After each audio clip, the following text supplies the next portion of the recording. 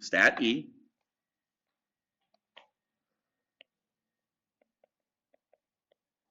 And the reality is, as I go over this, there's a lot of alluding to the things we've already learned. About half of my lesson today is talking about what we've already learned and then talking about how it's slightly different. Stat E 9.1.1, Intro to Confidence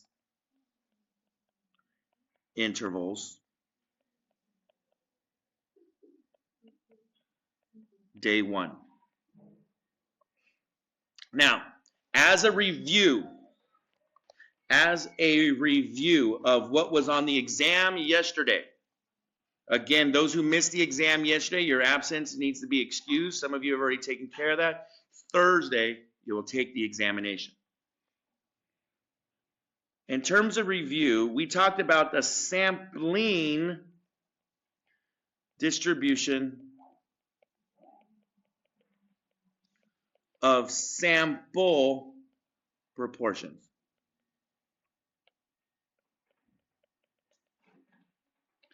And in this, P is known. So in other words, we know the true proportion of successes, the true parameter. We know what the true parameter is, the parameter. We know what the population looks like. But that isn't real statistics for the most part, people. I want you to understand that in the real world, and the reason why we need statistics is we don't know the parameter. So what do? We take a sample, and then based on that sample, we come to conclusions. We believe and as we'll do in the next unit will be testing beliefs of what the parameter is. I believe the parameter is this. Okay, if that's true, let's take a sample and see if we can disagree with that. S-I-N. So once again, the sample is random.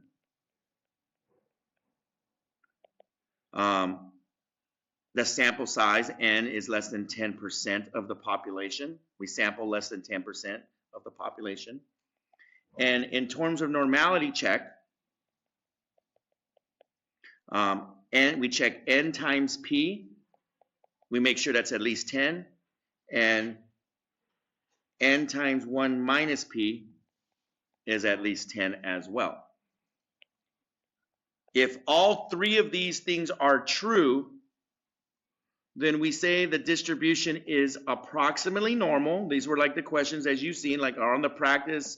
They were, come on, people. That exam that I gave you was laid out basically identical to those practices. Questions, just the context changed. It's approximately normal.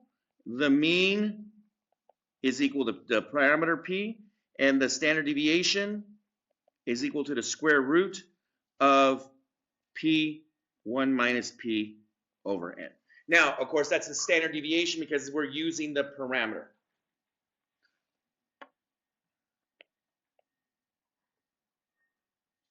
But what if we do not know the parameter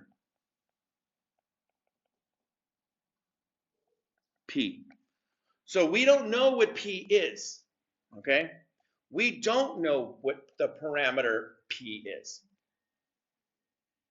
And so the parameter P is the true proportion of I'm going to put whatever the variable is.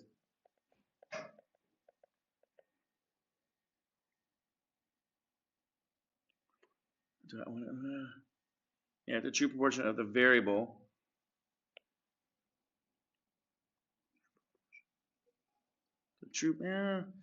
I'm gonna keep it the same as the other class. The true proportion, I was gonna change it. The true proportion of the population who in this case, our successes. Using the content. Now, when you see some of the writing, sometimes just because the English language, how it works, you can switch like the statement. You can talk to me about the true proportion who are this of the population. Like you can just interchange the two parts of the statement and it still means the same thing. So we can say the true proportion of successes from the population. They mean the same thing. And in some writings, and you'll notice a lot of the writings, it's sometimes you'll see it that way, sometimes you'll see it this way. I like it this way a little bit more typically, but in some of the examples I give you, you might see it written the other way, like in terms of those. Now, because of this, here's the problem. Again, this is unknown. And so we're going to utilize inference. And what inference means is that we are going to estimate, we're going to use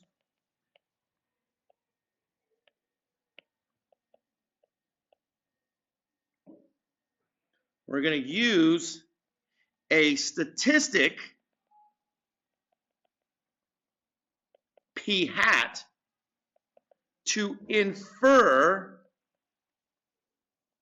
about the parameter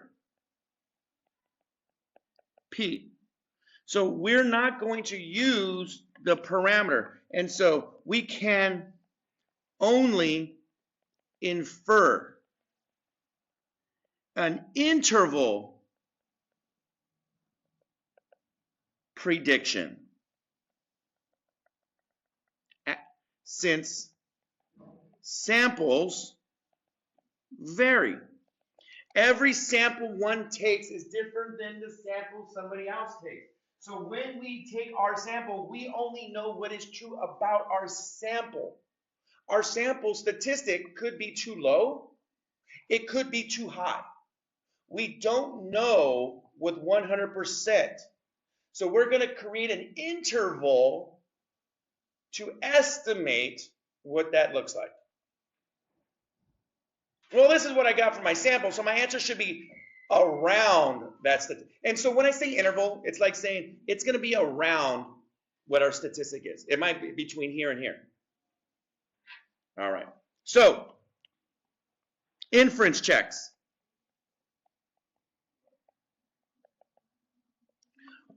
So how do we know we can do this inference? Well, nothing special. S-I-N. Remember how we were doing those condition checks for the normal model?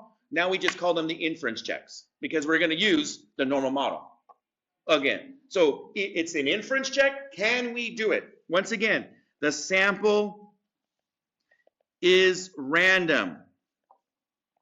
The sample size, sample size N is less than 10% of the population. Nothing is different here. We're going to do a normality check, and here's where it's interesting. We're going to do N times P hat and see if that's at least 10. And N times 1 minus P hat, we're going to check if this is also at least 10. And N times P hat is just X. The sample or the observed, sometimes some people use observed, successes. And this is the sample failures. And most of the problems that I do, what I'm going to tell you, so the idea is that you're using p hat. We're using the sample and basing everything off the sample. And if this is true, then the distribution is, of course, approximately normal. The mean, the mean is equal to p hat, and the standard error of p hat, which is going to be the same thing as that's the same thing as me using this notation right here, is equal to the square root of p hat times 1 minus p hat over n.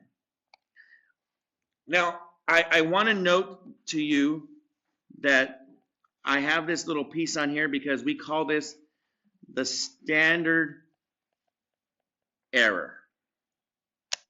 You might see me write it as SE now rather than the sigma notation, because sigma refers to it being about the population. SE means that we don't know what it is. Because we're using a sample statistic, it's not the standard deviation, it's the standard error. Okay. If all of this is true, if this is in fact true, then what this means is that, hey, I can make a normal model where the center is at p hat, and I go, I can make my model like I did in my do now, and I can if I add two standard errors, and if I take p hat and I subtract two standard errors, then from my knowledge of the normal model, then 95% will fall between there. And so we call this in statistics, we call this an interval. Okay, this is an interval. And my interval is from p hat minus two standard errors of p hat. And in my other class, I did use sigma, but I'm actually going to try to switch to standard error. And this is p hat plus two standard errors. But more importantly, we also now call this interval a confidence interval. And because it is captured from the 95%, we say this is 95% confidence. This is the 95% confidence interval. The confidence interval comes from the normal model. Hey, the sampling distribution is approximately normal. So what are the cutoffs for those? 2 standard deviations below, 2 standard deviations above. I preluded to this in some of the assignments from the last one. I know some of you had asked questions about these, and that was good because it's leading to this. And so where those values are coming, where these numbers are coming from, it comes from the 68, 95, 99.7. Now in reality, the 95, those 2 standard deviations isn't the exact value. Next, when we get back from break, we'll learn about it's not 2, it's actually 1.96 standard deviations or standard errors is the correct value, not 2. We're also going to, what happens if I want to do 90% confidence? What is that? What if I want to do 99% confidence, 98% confidence? What are those? How many standard errors do I use? That's what we're going to learn when we come back. Now, something to note from this interval. For example, if I wanted to do a 99.7% confidence interval, it's going to be much wider. I should also note that the standard error has n. Please, you notice that n is in the denominator. So as n increases, the interval is narrows. And so we will get a more narrow interval. It tightens. This was coming from the do now. And as the confidence increases, if we want to be more confident, the interval widens. We get a wider interval. The more confident you want to be, the bigger net you need to throw. However, the bigger the sample size is, the more accurate we can become. So bigger samples will make our interval go smaller, but the more confident I want to be, we could go back to being the other way. So a lot of the times, and this is what happens in statistics, it's like, well, I'm a 90% confidence. That's not that good, 90%. But some people do some confidence intervals and they do like 80% confidence because it's not like a make or break type of thing. If you're trying to make a decision on something that's like, doesn't really matter too much, using an 80%, 60% confidence interval is not a big deal. But if the matter could determine like, am I going to get injured? Am I going to pass my class? You want to be more confident in the decisions you make. Should you attend tutoring tonight? Well, how confident do you want to be? How confident are you in your grade, right? Tutoring is extra credit. If you're not, if you're pretty confident that you're good, then if you're 100%, and what you can come to different conclusions. Remember, tutoring tonight. Zachariah, we're going, right? Yes? Yes? Which color? Not even know, huh? Headphones still back in again. Finally, come on, Zach. So, confidence, last thing. Confidence interval interpretation.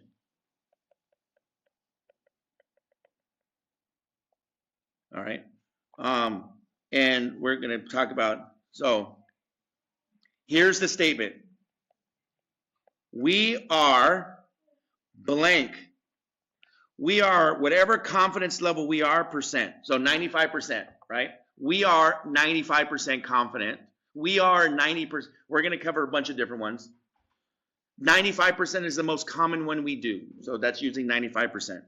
We are blank percent confident that blank. Now this, in this course, it's always the same thing. For us, it's basically going to be the same thing, which is going to be the true proportion. So notice that I just wrote it in the same color. For us, it's going to be that, but the problem here is that in this piece right here, this is the parameter. In your homework, the parameter is not the true proportion. The parameter is the true mean. Okay, the parameter is the true mean, not the true proportion. And that's like when sometimes I'll say it like that. So it's the true mean of blank, whatever the true portion of whatever is our population who, oh sorry, blank, it's another blank, who are successes, okay? I'll put it like that, are successes, is between, okay, blank and blank. And this right here is the lower boundary.